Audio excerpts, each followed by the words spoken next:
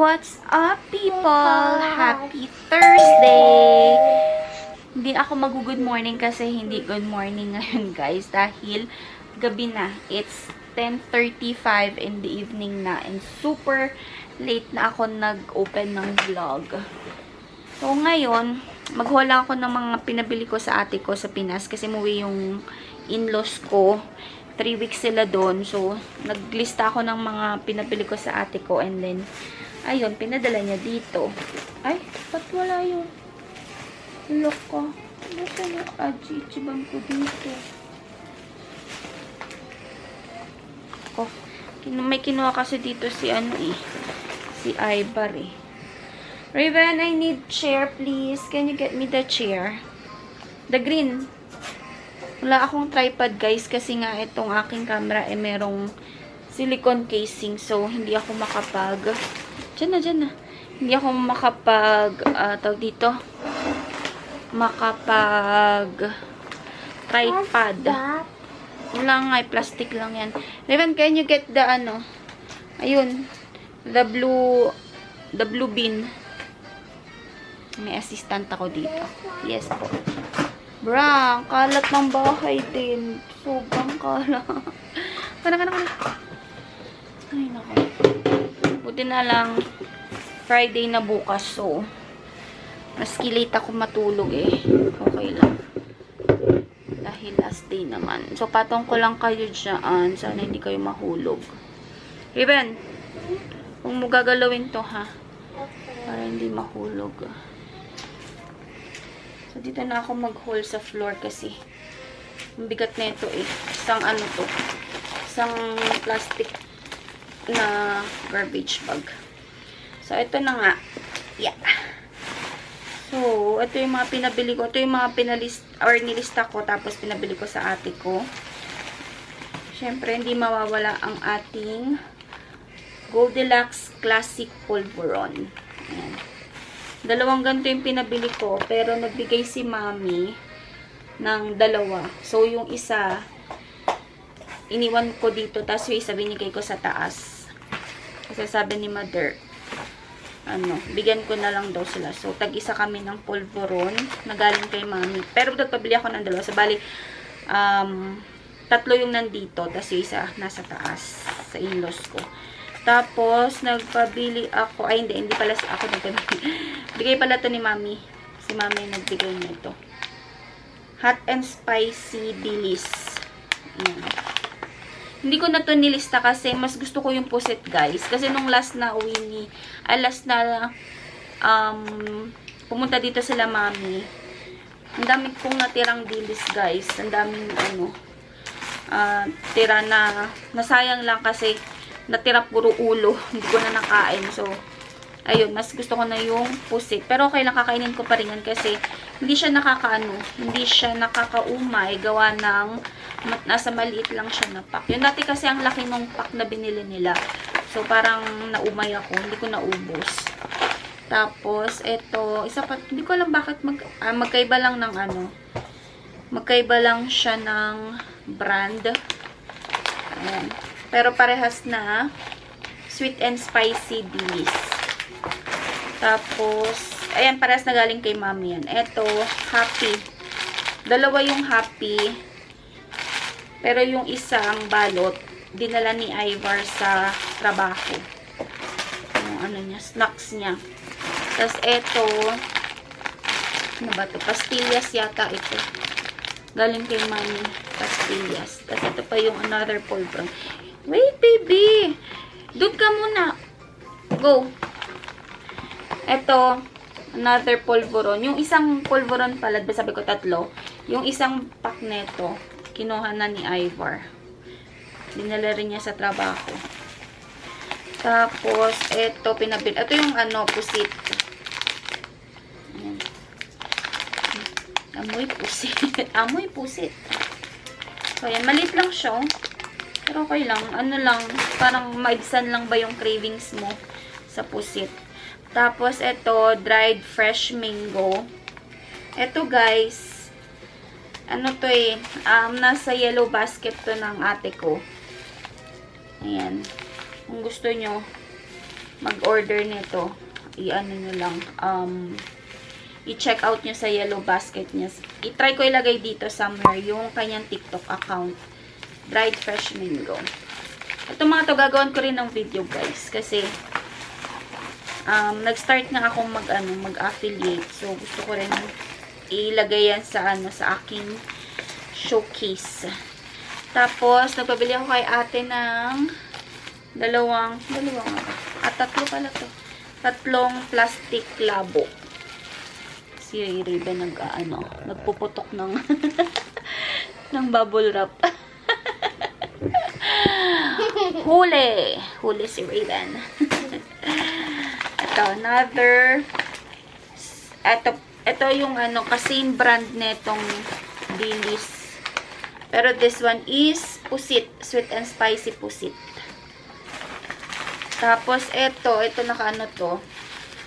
Bagoong to. Alam ko bagoong to. Pinabili ko sa ate ko. Nasa yellow basket din ng ate ko itong bagoong na to. And ito, bigay ni Mami. Classic adobong mani. Happy. Tapos, another Dilis. Tapos, ito. Isang lang ang pinabili ko. Isang pack lang. Energen.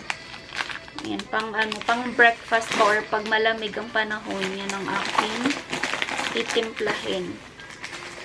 Tapos, Milo. Isang tali lang din ng Milo. Hindi ko na alam guys kung magkano yung ganitong Milo.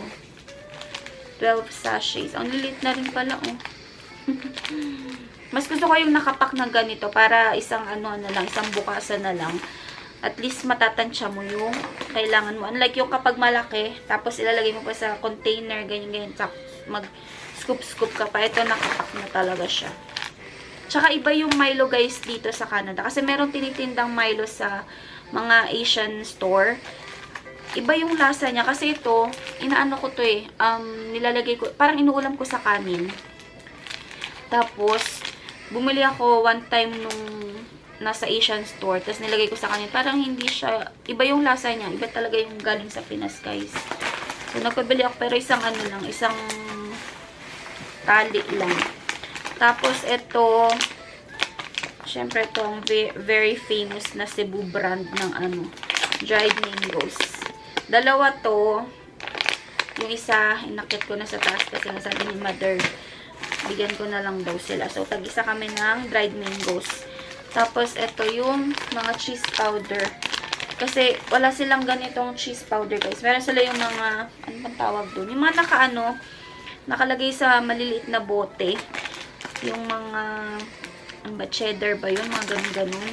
Pero, hindi siya masarap kasi, guys, sa, yung alam niyo mga street foods na yung parang kernel corn sa mga mall. Yun kasi yung ginagawa ko. And this is the perfect cheese para sa kernel corn na yun. Walang ganito dito, guys. Iba yung cheese nila. Hindi siya orange na cheese powder. So, ayan. Alam ko ano yan eh. Alam ko naman yan ah. Bakit 4 lang? Anyway. Ayun. Ayun isa. Ayan.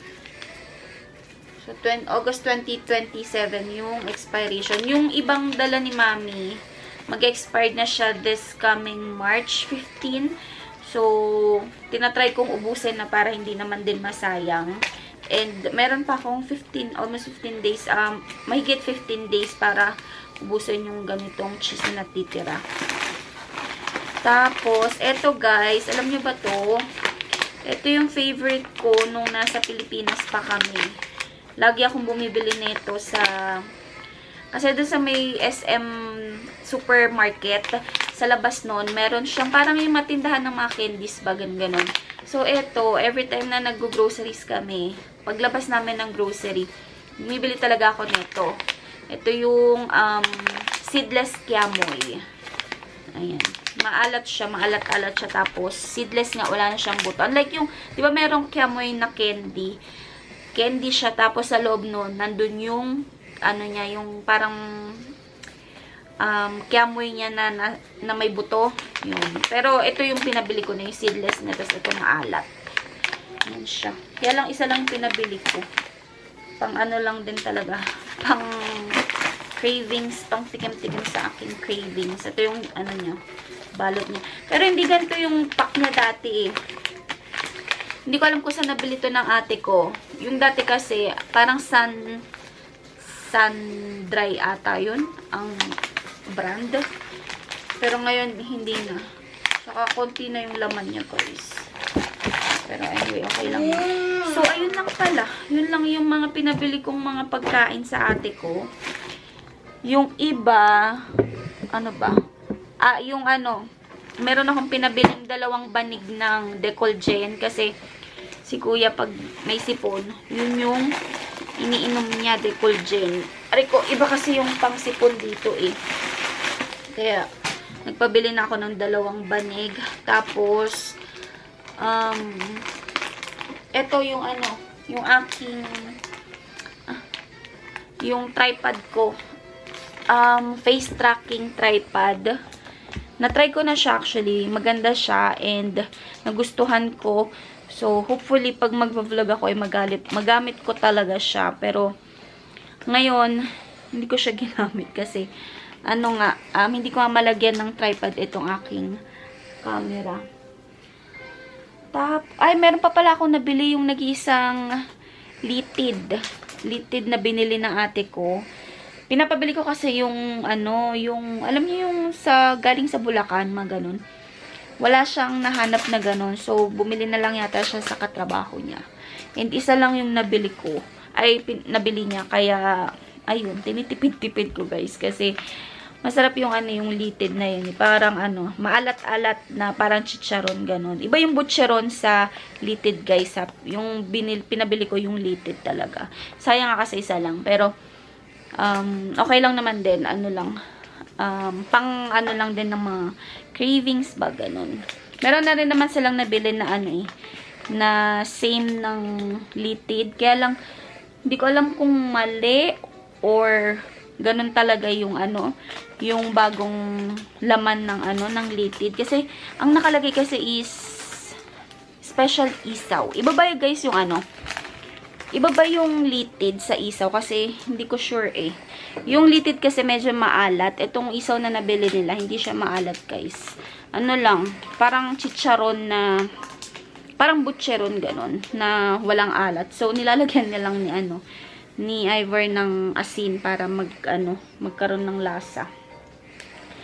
So, ayun, yun lang naman yung aking mga napabili sa ate ko. Wala masyado kasi naiya din ako. Naiya din ako magpabili. So, ayun, iligpit ko muna ito. Hindi ko pa kasi siya maligpit-ligpit kasi nga sabi ko gagawin ko ng haul.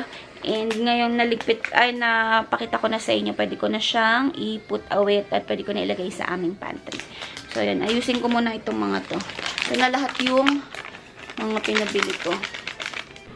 So, natabi ko na yung aking mga pasalubong. Doon ko na lang siya nilagay. Sa ano. Doon, ayun na. Sama ng mga prutas. Tapos, doon sa second na na shelf. So, try natin tong ano to?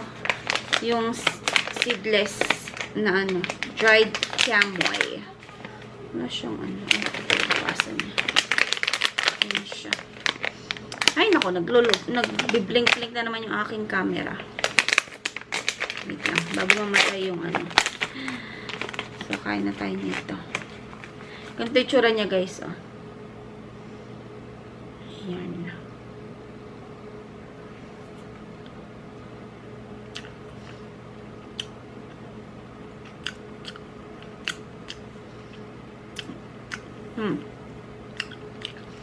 Eto nga siya, guys.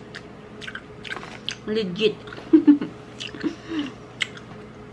Meron kasi ako nakitang ganito ang itsura. Sa superstore. Akala ko ganito ang lasa. Pero hindi. So, as I was saying, namatay kasi na naman yung aking camera. Nakakainis. So, ito yung nabili ko sa superstore na akala ko same ng lasa nito. 'Di ba? Parang ano, para silang parehas lang. Though ano to, though parang dark lang ito, pero parang ano din, kaparehas lang. Pero hindi siya same ng lasa nito. Ito kasi maalat. Maalat na matamis. Ang kwento nito, guys, yung best friend ko nung high school, ano siya, lagi siyang may ganito. Tapos, pinatry niya sa akin.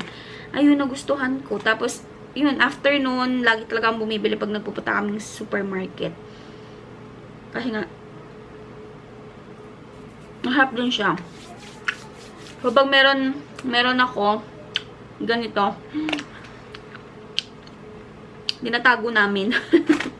Kasi, masarap nga siya, ang daming humihingi. Ayun.